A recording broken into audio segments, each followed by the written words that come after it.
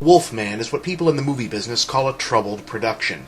It was supposed to be directed by music video veteran Mark Romanek, but he walked off the project and was replaced by Joe Johnston, a one-time special effects expert best known for designing a pair of Star Wars characters you may be familiar with, and who's gone on to direct a series of eclectic and overall pretty damn good movies. It was supposed to have music by Danny Elfman, but they replaced him with Paul Haslinger and then replaced him with Danny Elfman again. The producers have changed their minds about what kind of effects to use, who to cast, and whether or not the title monster should run on 2 legs or 4 legs, and while all this has been going on, it's changed release dates from November of 2008 to November '09 to now. Given that, it's somewhat understandable that the film finally released to theaters plays a little bit schizophrenic, to say the least, reflecting the radically different influences and directions it's had on its way to completion. It has the cast, look, and music of a high-minded gothic romance, the random dark humor of a Tim Burton or Terry Gilliam movie, the ultra-excessive splatterfest gore of a mid-1980s David Cronenberg piece, and the editing of a frenetic summer blockbuster.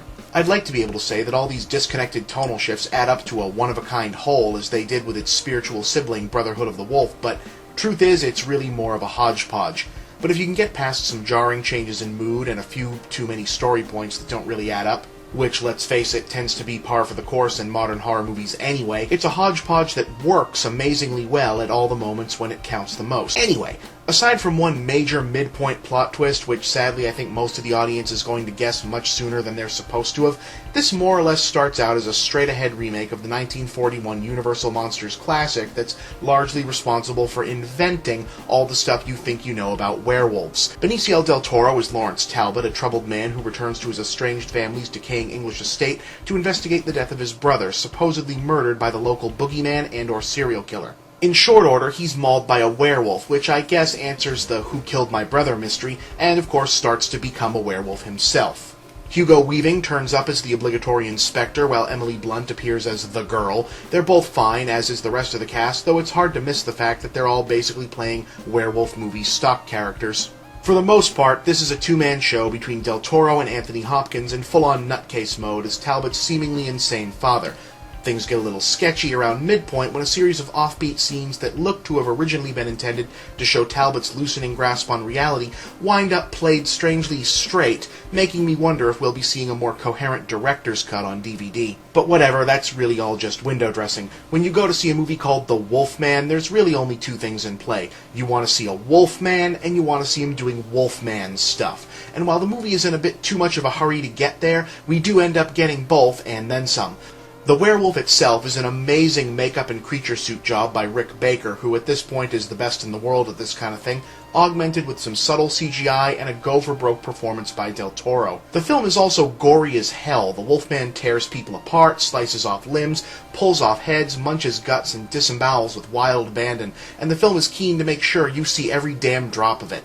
In many ways, it's much more Hammer than it is Universal, but you won't hear me complaining about that, let me tell you. All in all, probably could have been better, but still pretty damn good. Great-looking werewolf, awesome gore, good cast, and at least 4 huge-scale monster rampage scenes. That's pretty much what I was hoping to get, and you've got to give credit to at least Joe Johnston for hammering a totally workable monster flick out of the mess they must have handed him. I just hope he has more room, freedom, and time to work when making his next movie.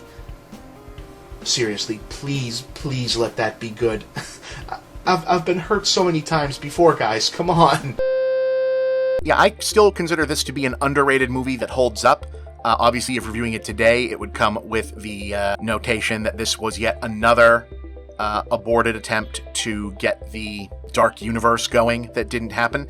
The most amusing thing about the review, obviously, is the coda at the end, hoping that Joe Johnston's Captain America movie turns out well, and boy, it really fucking did. So that's fun, and I'm glad that it really turned out very, very well. But man, you know, this movie is fun. Benicio is great, Anthony Hopkins is great, the makeup's great. It is a very solid, pulpy, fun monster movie. That's all it needed to be. I had a good time with it. I think if werewolf movies were bigger in general, for some reason they're not, don't know. I think this would play out more often, and I think the people would get a lot out of it because it's just a good time. It's got gore, it's got monster stuff. There's no reason that this shouldn't just be in a general Halloween loop on TNT, TBS, Sci-Fi Channel. Some of those are still around on the streaming channels. I'm sure that this is free to watch in a bunch of places. Terrifically fun time. It's not very long. A really good 101 modern introduction to the whole Universal Monsters like concept for a modern context for maybe audiences that would like to get eased into the general scope of this stuff. I still think that this is really cool. I'm gonna watch this again real soon.